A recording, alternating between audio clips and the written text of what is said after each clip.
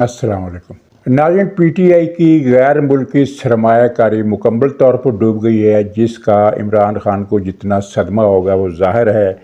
और फिर पीटीआई के अंदर जूतों में दाल नहीं बट रही है, बल्कि जूते बट रहे हैं, जूते तकसीम हो रहे हैं। और पूरी की पूरी क़यादत पीटीआई के हामियों की गालियों की जद में है। और इसमें अब असद कैसर भी शामिल हो गया, जो चढ़ दौड़ा है अपने वज़ीर आला पर, यानी एक चोर, एक गुंडे पर चढ़ दौड़ा है।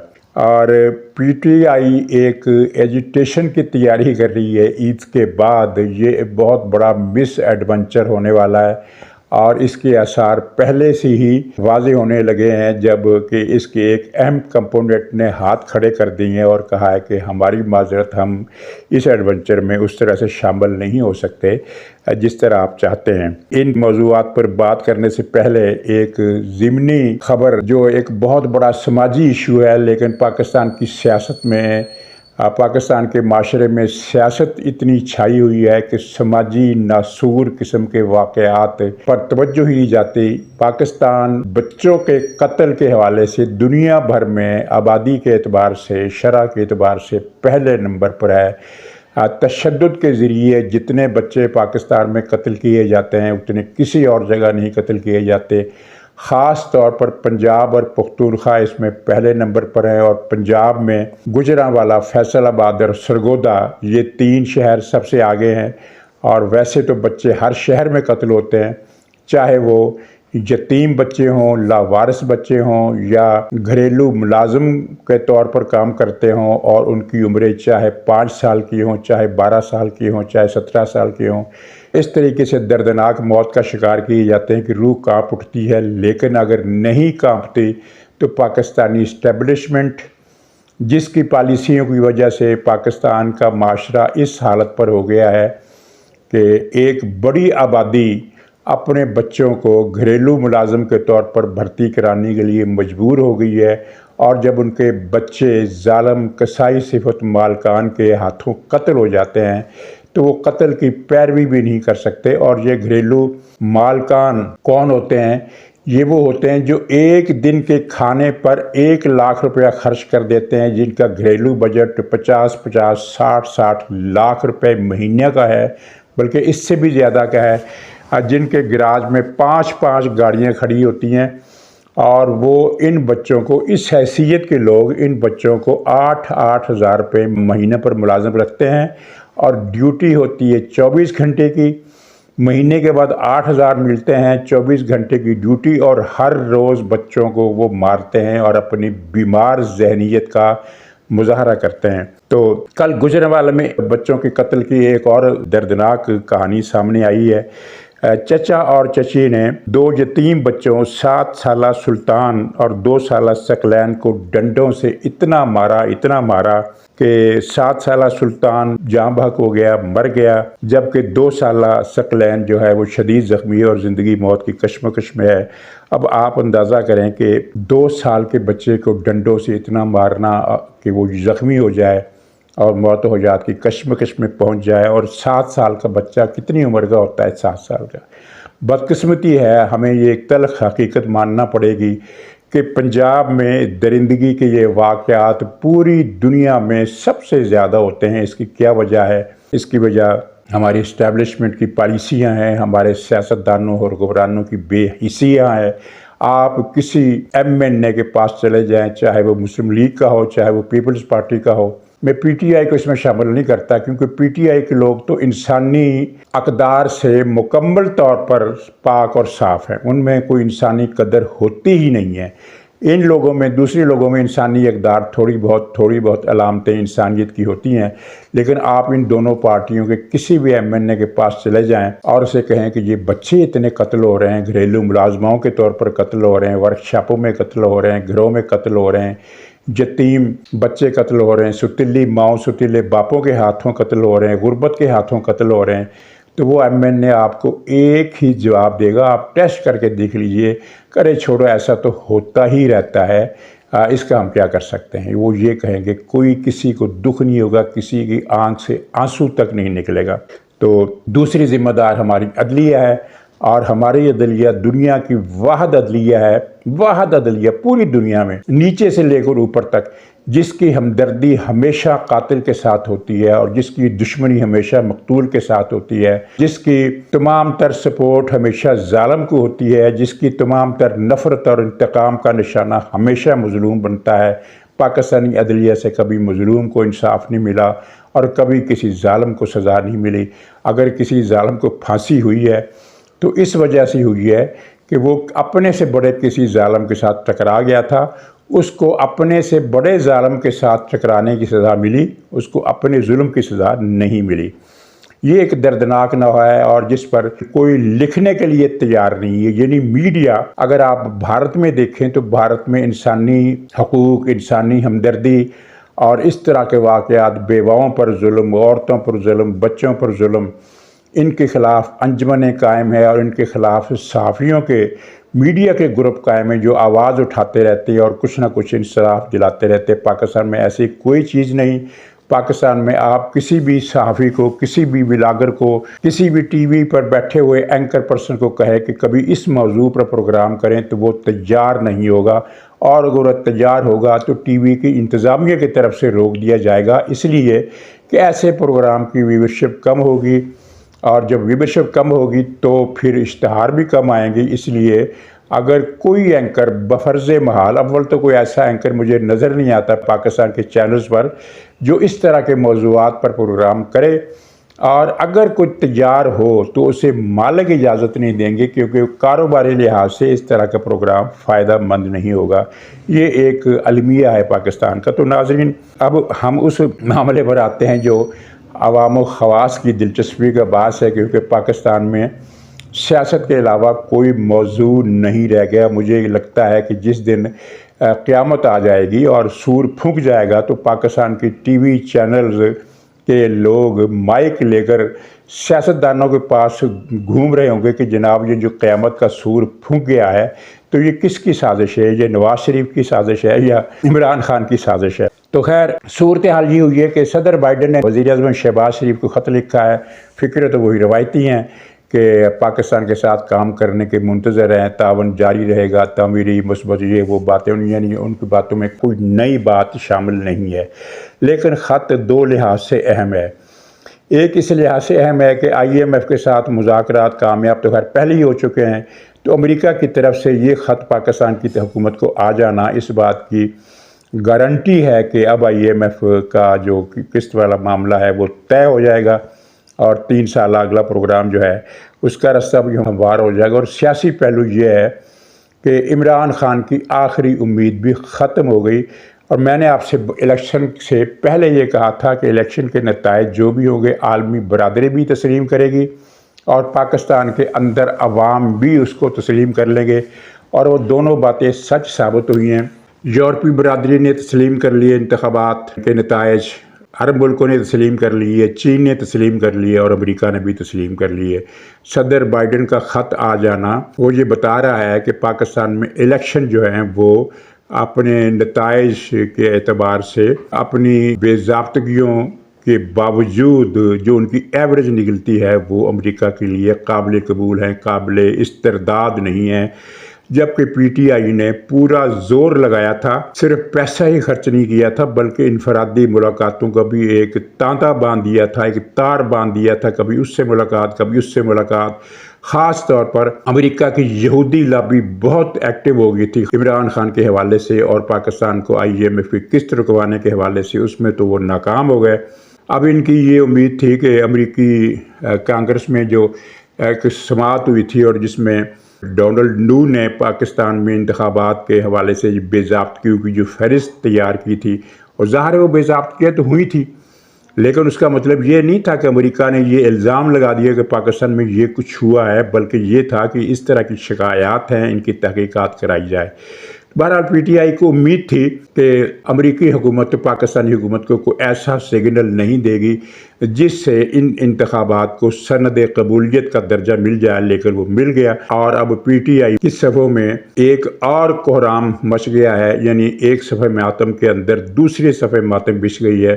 अमेरिका के इस ख़त के बाद पीटीआई की वो तमाम सरमायाकारी मुकम्मल तौर पर डूब गई है जो उसने पाकिस्तान के ख़िलाफ़, पाकिस्तानी हुकूमत के, इलेक्शन कमीशन के नहीं, रियासत पाकिस्तान के ख़िलाफ़ एक मुहिम चलाई थी कि पाकिस्तान के कर्ज़े भी बंद करो, पाकिस्तान की इमदाद भी बंद करो, पाकिस्तान की ग्रांट्स भी बंद करो, पाकिस्तान का सोशल बाइकाट करो, इसको दरामद बरामद रोक दो, इसकी बरामदात पर पाबंदियां लगाओ, इसको दाने दाने का मोहताज कर दो, इसको सोमालिया बना दो। ये थी पीटीआई का मुहिम का उन्वान और वो अब मुकम्मल तौर पर नाकाम हो गई है। और साथ ही अदलिया के ये 6 टाउट जज जो हैं मलक रियाज के और इमरान खान के टाउट 6 जज, इन्होंने जो एक तूफ़ान मचाया था वो तूफ़ान अपनी मौत आप मर गया है, बल्कि मर नहीं गया है, वो उल्टा इनकी सफ़ों पर पलट पड़ा है। और आप देखिए कि एक कमीशन बनाने के मसले पर पीटीआई का कोहराम किस दर्जे को पहुंचा हुआ है, बात को मुस्तरद कर दिया गया है। इससे क्या फ़ायदा होगा? कुछ इनको हासिल नहीं होगा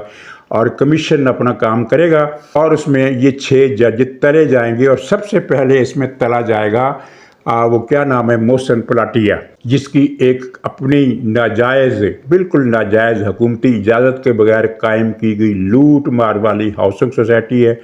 18% उसके ज़ाती शेयर है मोहसिन पलाटिया के, और बाकी शेयर जो हैं वो पलाटिया के घर वालों के हैं, यानी वो हाउसिंग फ्रॉड कंपनी मुकम्मल तौर पर मोहसिन पलाटिया की मिल्कियत है।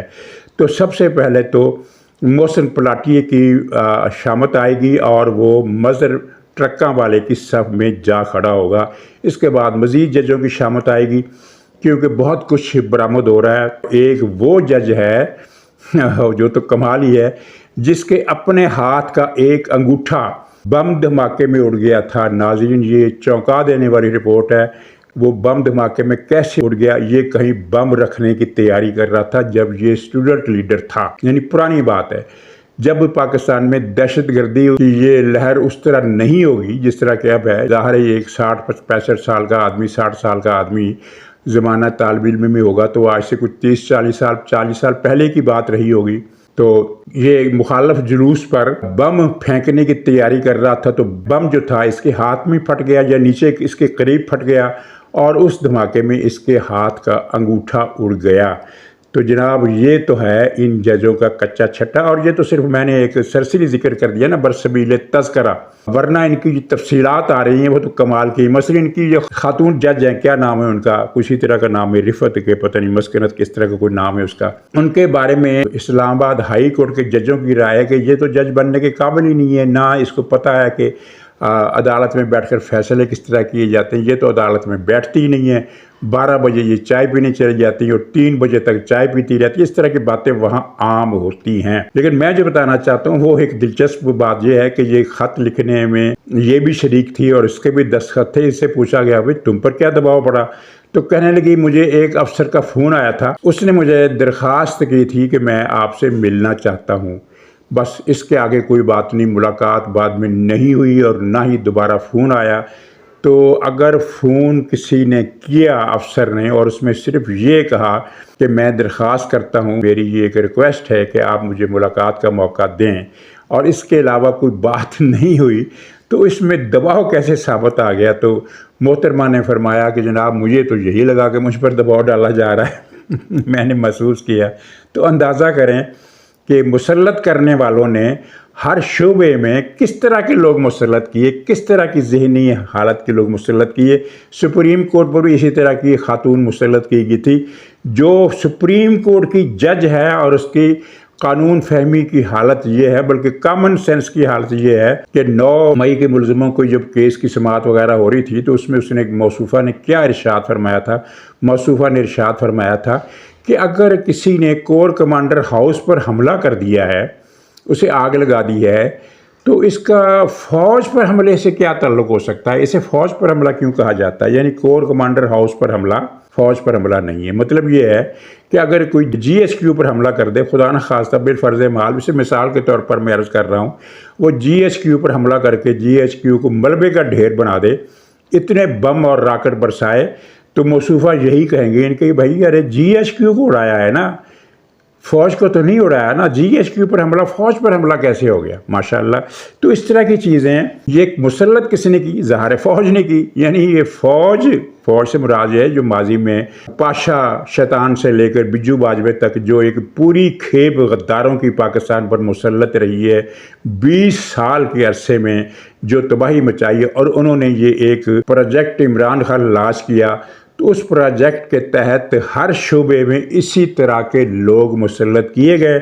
आप टीवी चैनल्स पर देख लें, पैराशूट के ज़रिए जिन हज़रात को एंकर पर्सन बनाया गया, जिन्होंने कभी ना तो किसी अखबार में काम किया, ना ही किसी टीवी के न्यूज़ सेक्शन में काम किया, लेकिन वो डायरेक्ट तजिया नगार बनकर सीनियर सहाफ़ी और सीनियर एंकर पर्सन बन गए और उनकी गुफ्तगू सुने और इनकी दयानतदारी सुने। दयानतदारी का हाल ये है कि इनका एक पीटीआई का एक जियाला है साकिब बशीर, ये 6 जजों ने जो ख़त लिखा, 6 जजों ने ख़त लिखने से पहले इसको इतला दी कि हम ये ख़त ओपन करने जा रहे हैं, लीक करने जा रहे हैं। चुनाचे साकिब बशीर ने एक ट्वीट की कि एक ज़लज़ला आने वाला है, कि लावा फटने वाला है, कल लावा फटेगा। और फिर जब वो ख़त आ गया तो उसने दोबारा ट्वीट किया कि वो लावा फट गया।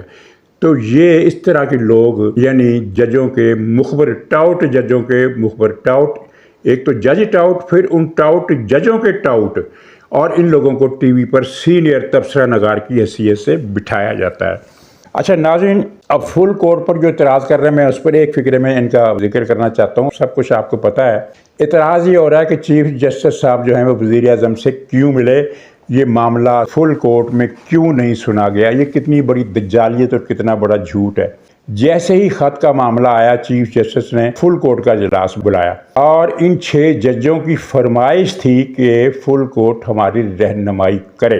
अच्छा, वो ये अपील करने के मिजाज थे या नहीं वो अलग बात है, लेकिन उन्होंने अपील यही की कि ये फुल कोर्ट जो है हमारी रहनुमाई करे। चुनांचे फुल कोर्ट का इजलास हुआ और फुल कोर्ट की अक्सरियत ने यह फ़ैसला दिया, ये एलामिया में भी है और ये बाखबर ज़राए और पीटीआई के भी और पीटीआई के मुखालफों के भी यही कहते हैं कि फुल कोर्ट की अक्सरियत ने ये राय दी कि ये मामला चीफ एग्जीक्यूटिव के सुपुर्द किया जाए। और उसकी वजह मैंने कल बता दी थी कि ज़ाहिर इल्ज़ाम चीफ एग्जीक्यूटिव पर लगाया, यानी वज़ीर आज़म की हुकूमत पर और उस एजेंसी पर जो वज़ीर आज़म के मातहत है।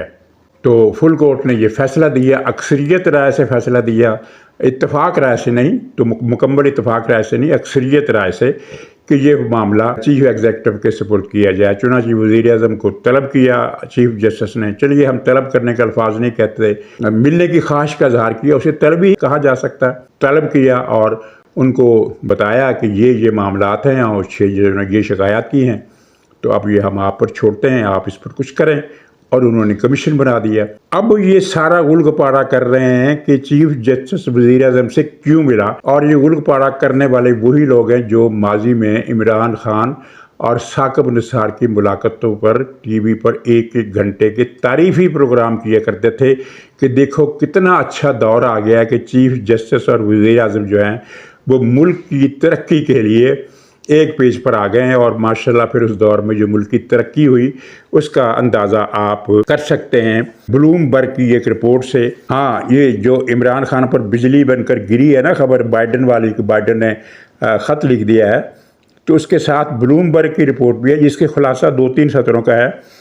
इसमें एक तो ब्लूमबर्ग ने कहा है कि शहबाज शरीफ की हुकूमत मुस्तहकम है और इस्लाहात की हामी है, इसलिए पाकिस्तान में सरमायाकारी का इम्कान पैदा हो गया है। ये बात उसने लिखी है। लेकिन जो बात इमरान खान के हवाले से लिखी है, उसने वो जो मईशत की दर्जा बंदी करने वाला इदारा उसके हवाले से लिखा है कि गुज़श्ता कई बरसों से पाकिस्तान में सरमायाकारी की जो दर्जा बंदी है वो कम होती जा रही है और मईशत का दर्जा नीचे आ रहा है। कई बरसों से क्या मुराद है? ज़ाहिर है ये इमरान खान के दौर का जिक्र है ना, क्योंकि इमरान खान के दौर में ही वो ये 1 पेज वाली तरक्की हुई थी। लेकिन फिर उसने ये भी लिखा है कि अब जो इक़दामात हो रहे हैं उनके बाद पाकिस्तान की मईशत में गिरावट के इम्कानात कम और सरमायाकारी के इम्कानात बढ़ गए हैं। अच्छा, अब नाज़रीन 2 मौज़ूआत और हैं, लेकिन प्रोग्राम लंबा हो जाएगा, इसलिए मैं ज़्यादा तफसील नहीं बताऊँगा। वो ये है कि एक तो कि पीटीआई एक और एडवेंचर करने वाली है, ईद के बाद तहरीक चलाने वाली है, और इसको पता है, अंदाज़ा हो गया है कि अवाम इसमें शिरकत नहीं करेंगे। और चुनांचे इन्होंने पहले ही यह ऐलान कर दिया है کہ اس تحریک میں وکیلوں، طالب علموں اور مزدوروں کو شامل کیا جائے گا، اور جب یہ تینوں طبقات تحریک میں شامل ہو جائیں گے تو پھر عوام جو ہیں وہ خود بخود آ جائیں گے. یعنی عوام کو کال کرنے کی جرأت سے بھی اب پی ٹی آئی محروم ہو گئی ہے. اب اس میں مزدور آئیں گے سوال ہی نہیں پیدا ہوتا، طلبہ آئیں گے سوال ہی پیدا نہیں ہوتا. صرف ایک کمپوننٹ ہے وکیل جو اس میں آ سکتے ہیں، لیکن وہ بھی نہیں آئیں گے. وکلاء کی قیادت نے بھی ہاتھ کھڑے کر دیے ہیں کہ ہم ایسی کسی ایجیٹیشن میں شریک نہیں ہو سکتے بوجوہ جس کا ہدف ڈائریکٹ یا indirect chief justice who. Chief justice of Pakistan قاضی فائز عیسیٰ، چاہے ان میں وہ پی ٹی آئی کی وکیل ہی کیوں نہ ہو، حامد خان کیوں نہ ہو، وہ چیف جسٹس کی برطرفی کے نعرے پر مشتمل تحریک جو ہے اس میں شامل نہیں ہو سکتے. تو عید کے بعد ان کی یہ تحریک ٹائیں فش ہو جائے گی، ابھی سے ہو گئی ہے. اور اب ان کا سارا نثار پشاور میں جلسے جلوس کرنے کا، تو ماشاءاللہ خیر سے کر لیں. اسلام آباد کے جلسوں سے، کراچی کے جلسوں سے وہ پہلے ہی بھاگ گئی ہے. اسلام آباد میں 5 اپریل کو جلسہ رکھا ہے، اب دیکھیے اس سے بھاگنے کا کیا بہانہ بناتی ہے. آخری پوائنٹ کا خلاصہ میں بتاتا ہوں کہ جوتیوں میں دال نہیں بٹ رہی بلکہ جوتے بٹ رہے ہیں، ایک دوسرے کے گلے میں ڈالے جا رہے ہیں. کور کمیٹی میں بھی آپس میں جھڑپی ہوئی ہیں، 3 مرتبہ لڑائی ہو چکی ہے. وہ جو وکیل ہے، سوکھا سڑا تھا وکیل ہے ان کا شعیب شاہین، اس کو مار پڑی ہے. اور ایک مرتبہ جو میاں والی کا گنڈا ہے، بڑا سینئر گنڈا نیاز اللہ نیازی، اس کے ساتھ دھین پر ٹیس ہوئی ہے شیر مروت کی. لیکن اس کو چھوڑیں، اب پی ٹی آئی کے لوگ بعد جماعت گالیاں دینا شروع ہو گئے ہیں. کن لوگوں کو؟ ایک تو عمر ایوب کو، وہ کہتے ہیں کہ جو فوج کا آدمی ہے، اور فوج کا آدمی ہونے کا ثبوت یہ ہے کہ یہ کھلے عام پھر رہا ہے، اس پر مقدمات بھی درج ہیں، اس کے وارنٹ گرفتاری بھی جاری ہو گئے ہیں. اس کو گرفتار کیوں نہیں کیا گیا ابھی تک؟ دوسرا گنڈا پور ہے، جس کے بارے میں وہ کہتے ہیں کہ یہ بک گیا ہے اور اب یہ قابل اعتبار نہیں رہا. تیسرا شیر افضل مروت، جو ایجنسیوں نے پلاٹ کرایا، ان کو اب انکشاف ہوا ہے کہ ان کو ایجنسیوں نے پلاٹ کرایا. پھر حامد خان، جو چیف جسٹس قاضی فائز عیسیٰ کا بقول ان کے ذاتی دوست ہے. تو یہ سارے، اسی طرح کئی ایم این اے، کئی ایم پی اے ان کے یعنی پی ٹی آئی کے سوشل میڈیا اور ورکروں کی گالیوں کی زد میں ہیں کہ یہ سارے لوگ بک گئے ہیں. اور ایسی گالیاں جو میں وہ نہیں ان کو دہراتا، وہ بہت گندی گالیاں ہیں. اور اب اس جنگ میں پختونخوا کا، پشاور کا نامی گرامی چور اور چکا اسد کیسر بھی شامل ہو گیا ہے. اس نے کہا ہے کہ گنڈا پور کو وفاق سے تمام رابطے ختم کر دینے چاہیے، اور یہ مفاہمت کا نہیں مزاحمت کا دور ہے.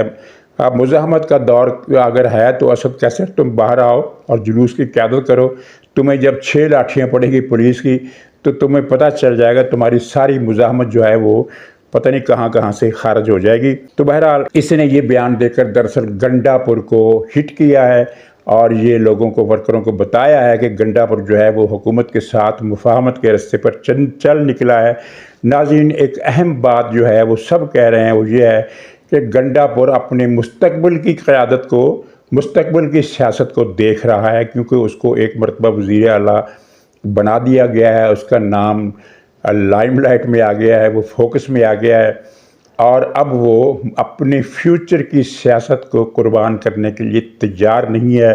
چنانچہ اب وہ ایسی چھپکلی بن گیا ہے عمران خان کے منہ میں کہ جو نہ نگلتے بنے نہ اگلتے بنے، اور اس کے معاملات مقتدرہ سے بڑی حد تک سیٹ ہو چکے ہیں. یہ خبریں ہم پہلے بھی سن چکے ہیں، اب اس کی مزید کنفرمیشن آ چکی ہے.